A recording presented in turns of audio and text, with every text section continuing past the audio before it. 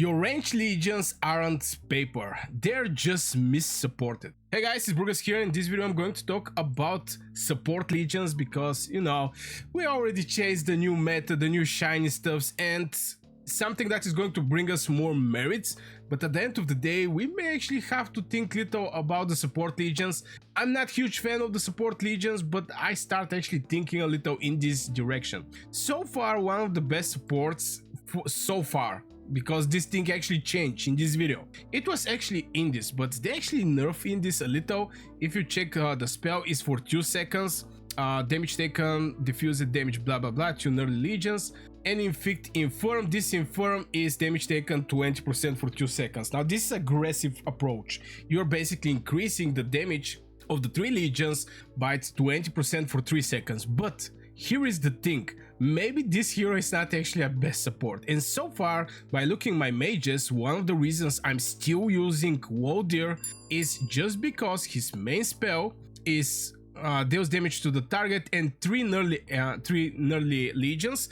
This is when he's awakened. This actually means 4 legions he's going to inflict attack down minus 20% for 3 seconds. This is basically reducing even the counter attack that you're going to receive from the target you're hitting. On top of that, extra 3 legions is going to have their attack down by 20%. I think this is absolutely brutal from Woldir, and till these days I'm actually using this bad boy. Even if I go out, the legions I'm going to most likely use this season definitely is needing some test, but it's going to be Woldir with Velen. Yeah, it may sound funny, but it's going to be Woldir with Velen, and this is one of the main reasons.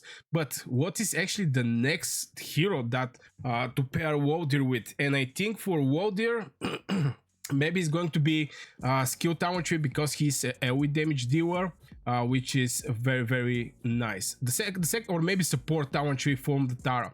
Now this is the second hero that I think by pairing with Woldir is going to bring some decent results on the battlefield. Now the specific thing about the Tara is that she's actually, the second spell is the one that you actually need, is when in battle the legion and 4 surrounding friendly legions. So this is covering your 5 legions in total, which is absolutely crazy. When in the battle the legion and 4 surrounding legions get keen and resistance, attack up 15%, duration 5 seconds. 5, and of course damage taken minus 10%. This is what we're looking for, damage taken minus 10%, and for this extra 15 attack. 5 seconds if the Tara is firing up her spell every 10 seconds.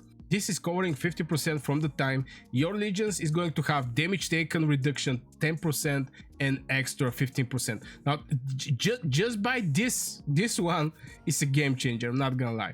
On top of that, you're also going to have some healing for your legion, healing factor 600, and hero skill damage do 20%. Having in mind that Woldir is not having diffused damage, one of the AoE heroes that is not having diffused damage is pure 700 damage, so extra 20% is making something like 840, something like this, which is a decent attack, because the rest of the heroes is having diffused damage. For example, Lilia is having diffused damage. Also, who else should I pick? Maybe who is doing AoE damage? Thunderlane is having diffused damage. So you get the idea. Just Woldir is extremely good hero, and pair it with Tara is going to be even better. On top of that, you can just replace this artifact with Tear of Airborne. Now this artifact is so easy to be get it. Mine is level 5, so I don't even need to level up. 800 healing factor, which is healing factor 800, yeah. Heal the lightly wounded once every 2 seconds, cast up to 4 friendly legion in designated circle. So you see that this legion can also do some healing. So you can have like 4 damage dealers, and having Woldir and Tara is just going to support you even more. Now if you want to go on the next level, you can actually change the pet with Sand Lizard.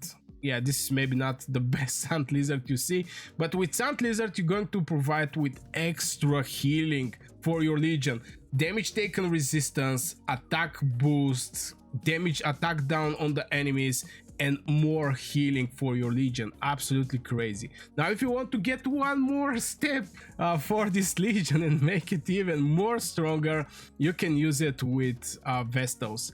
Now Vestos is very hard to find a place, and the majority of the cases the main damage dealer legion that you're doing, you're not running this legion with Vestos. The reasons behind for the Vestos is this: obviously every 3 seconds in the battle increase their HP. Boost one surrounding friendly legion every 3 seconds when in battle, increasing their HP by 20% for 15 seconds.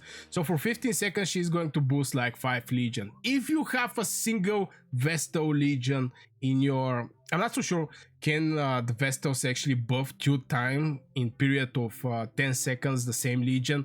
I'm not so sure about that, but definitely going with Vestos is going to even bring HP to your legion, which is going to increase the survivability by a lot of this of the legions you're currently running.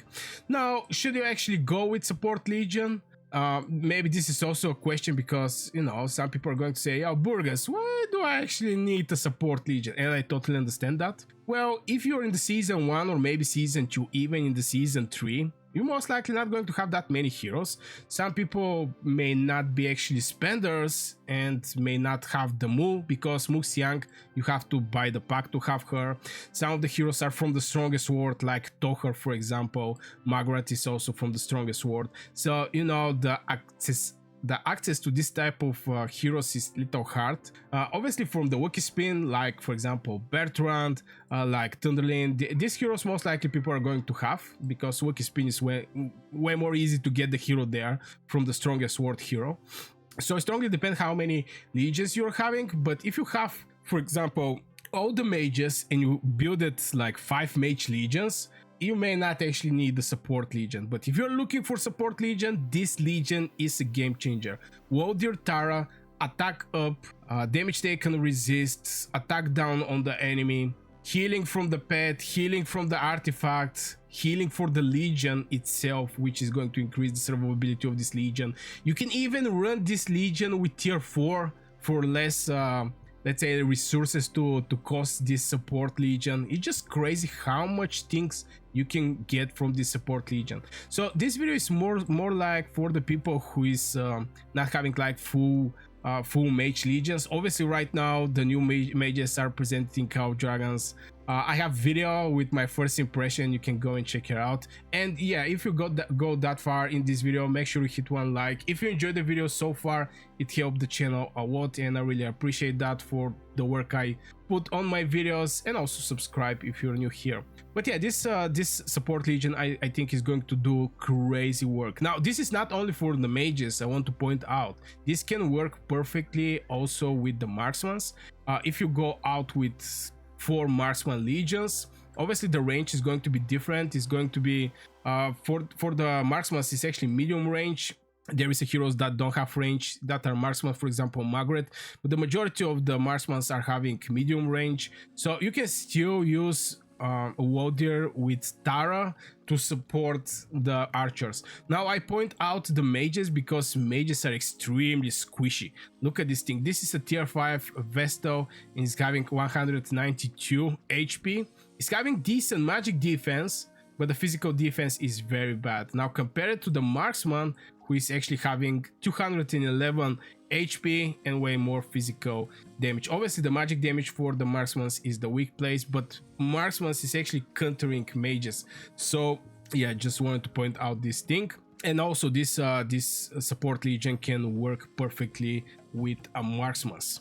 Now this pet, this legion is not going to bring you tons of merits. I want to point out this thing to begin with. But if you have a legion that is making, let's say 15 or maybe 20k merits, and the rest of your legion get boosted by 10k merits each, by spreading the boost around the rest of the legions, just making this legion doing like 60-70k merits in form of support of the survivability of your other legions. I think is going to be like this, because you know people are bringing some support legions on the battlefield and they see this support legion is not doing anything, but in the same time they don't notice that their main legions is actually doing like maybe 10 or 15% more merits, which, you know, is just very helpful for the whole 5 Legion composition on the battlefield. So yeah, this will be for this video, guys. I really hope you enjoyed. Don't forget to hit one like, subscribe if you're new. I wish you a great day, great week, and see you in the next video.